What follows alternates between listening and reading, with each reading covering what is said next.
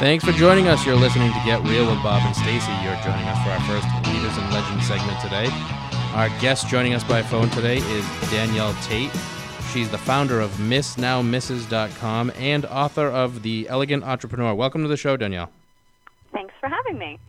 So beyond being an entrepreneur and a book writer, Danielle is also a wife, a mother, a Pilates devotee, and, of course, a name change expert in her spare time. Can you tell us why you wrote your book, Elegant Entrepreneur, The Female Founder's Guide to Starting and Growing Your First Company? Sure. I am very much an accidental entrepreneur. Mm-hmm. I spent the first 20 years of my life intending to be a doctor.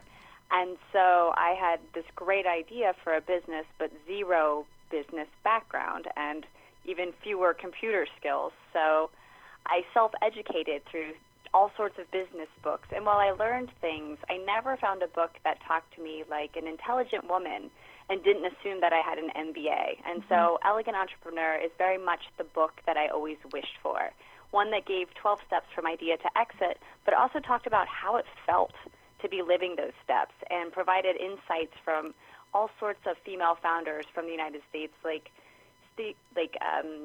Barbara Corcoran from Shark Tank, from Donna Harris from 1776, the Global Incubator. And so I wrote it to get more women to start up and scale up their companies. So how can listeners tell if their idea is worthy enough to start a business? That's a great question, and a question that every person out there has. And so I created something called the Innovation Gauntlet, and it's on page 6, not chapter 6, and it's a series of questions to ask yourself. Is your idea truly innovative? Is there a large enough market? And are you providing enough value that people would switch from whatever they're using now to your product or your solution? Are some of the questions you should ask yourself. And all of those questions are interesting, but the one thing that I wonder is, don't you think some people just are not cut out for entrepreneurship? That's true. Entrepreneurship isn't for everyone. And so that very much ties into the how does it feel and what is it like to be an entrepreneur component of my book. I want women to really understand the process of building a company, how it feels, and what the lifestyle is, so they make a decision eyes wide open and don't do something they won't enjoy. Interesting. So how would you suggest someone, let's just say that somebody's listening today, they have a great idea, they have a full-time job, bills to pay. How do they leap into entrepreneurship? Well, I would tell them not to leap. I would tell them to tiptoe. So when I founded Miss Now Misses, I didn't quit my job as a sales rep. I sold cancer diagnostic equipment. I used evenings, weekends, and very unfun holidays to do the initial research to understand how large the market was and what solutions were available. So I would tell that listener, figure out who your market is and how many people there are and what they're looking for and what they're willing to pay. It's not fun, it's not glamorous, but the information that you collect will help you better understand whether you should make a leap, as you say, or if you should continue to tiptoe a little bit further to further validate before making a change. Okay, that's great. And I know at age 25, you bootstrapped your Miss Now Misses website. You ended up growing it into a multi-million-dollar enterprise. My question is, there's so many ways to start a business. So, for example, some people reading the book might want to bootstrap. Others might want to go out, find venture capital money or loan money in order to grow big faster. Do you offer insight to entrepreneurs on which direction they should go in regards to that? Yes, the funding chapter is one of the lengthier chapters because there are so many options. One that you didn't mention is crowdsourcing or crowdfunding your startup, and so things like Kickstarter are talked about in the book as well. I think the type of funding you look into is very dependent on your opportunity. If you have a niche or a passion, it's something that I think you should at least initially self-fund. But if you are going after an opportunity that's exploding and you need to scale and grab market share, then outside funding might be a better fit for what you're doing. Okay. And I know you talk in the book about basically what the life of an entrepreneur looks like. Can you describe that? So if somebody's listening right now, and let's just say you're working a 9-to-5 job, I think life is just very different as an entrepreneur. How would you say it's different? So I get out of bed every day and know that when I have a good idea, and I will have a good idea, it's part of how I structure my day, I need to implement that, and I have the power to implement that to grow my business. So instead of having an idea for a company you work for and, telling your boss and hoping it filters up and knowing that most likely it won't, you have the instant gratification of watching that idea happen and seeing the positive outcome from it. So if that makes you excited and happy, then entrepreneurship is something that you should consider. If that scares you or sounds terrible, then conversely, 9 to 5 might be a better fit. Right.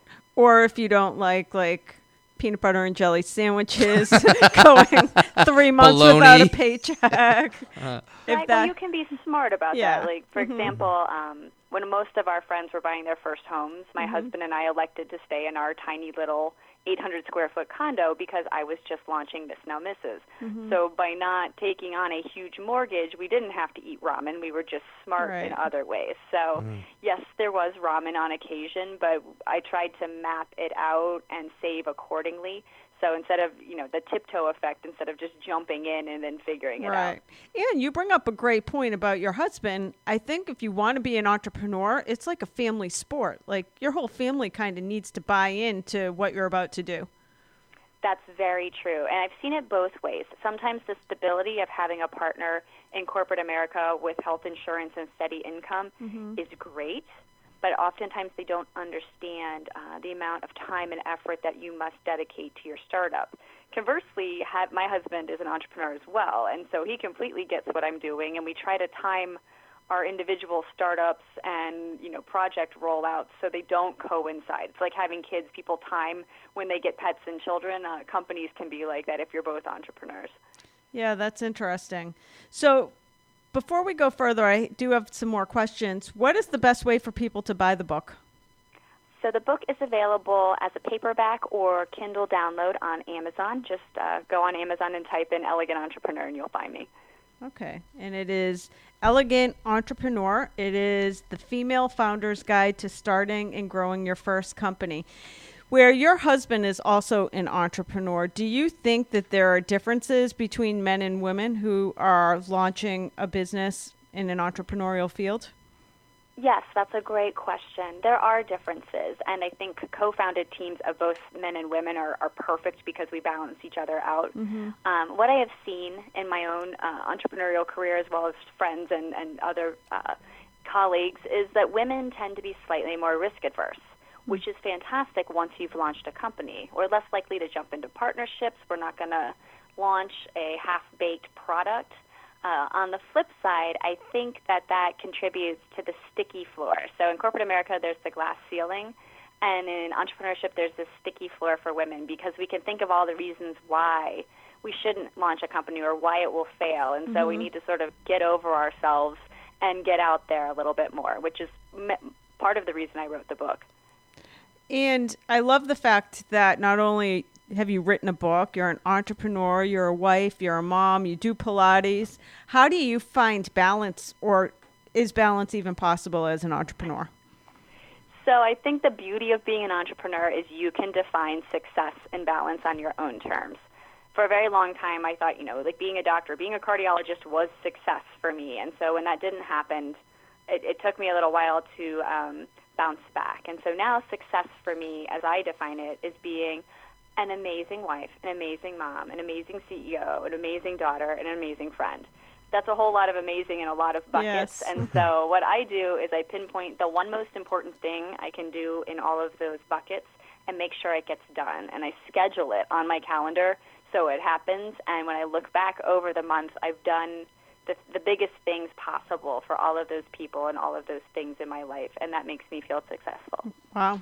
So what would you say has been your biggest challenge in growing your own business? My biggest challenge was early on we had a number of copycat competitors, and competition was expected, but I'm a nice Methodist girl from Pennsylvania, so I really didn't think people would just steal all of my forms and information, and so making the decision to do battle legally and testifying in federal court 8 months pregnant was by far one of the most challenging things I've done as an entrepreneur. Wow. That's interesting. And do you offer advice to entrepreneurs or somebody just starting an entrepreneurial business on what it is they can do? I think if you're just launching into an entrepreneurial career, even if you have a full-time job and you're doing it at night and weekends, there are a lot of days that it's just so hard that you just want to give up and go back to your paycheck. Do you offer any advice on how to get past those days so that you can just keep moving forward for the sake of your business? Sure. One of my best pieces of advice sounds very simple, and it's have a good idea daily. So you may be struggling, your company may be struggling, but if you can focus on, I need to have a good idea that I can implement today or this week or this month, and then put it into action, you're going to have something positive to focus on, and you're going to be doing something that helps grow your company instead of wallowing in the worry. So that's something that I very much tell every entrepreneur that asks me, what should I do? No wallowing in the worry. And how important do you think an entrepreneur's network is, getting out there and just meeting people? Networks are incredibly important and something I did a very poor job of using early as an entrepreneur. I just never felt like I qualified for the title. I was like, oh, I have a small business, I run a website, and sort of hid behind that because I didn't have an MBA or a business background. But once I figured out that, yeah, I am an entrepreneur and I need to find people like me and talk to them and find people who understand me, the connections and the advice and just sort of the sense of camaraderie was just so beneficial and something that I think is vital to being a successful entrepreneur. And you mentioned the fact that you didn't have an MBA. I look at many of the successful entrepreneurs, men and women, people that have built multi-million-dollar businesses and empires. Many of them are college dropouts even. Like, it doesn't seem like an MBA is that important or even a degree is that important to building a successful business. What are your thoughts?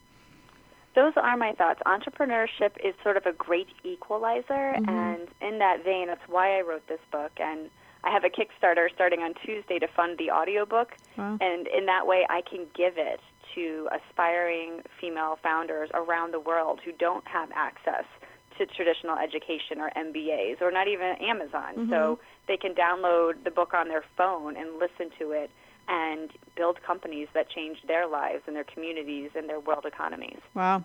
Did you have any mentors along the way? I also did a really poor job of finding mentors. So that is something that I suggest to new entrepreneurs. However, you can't just run up to someone and be like, oh, will you be my mentor? Yep. The people you want to be your mentors are inundated.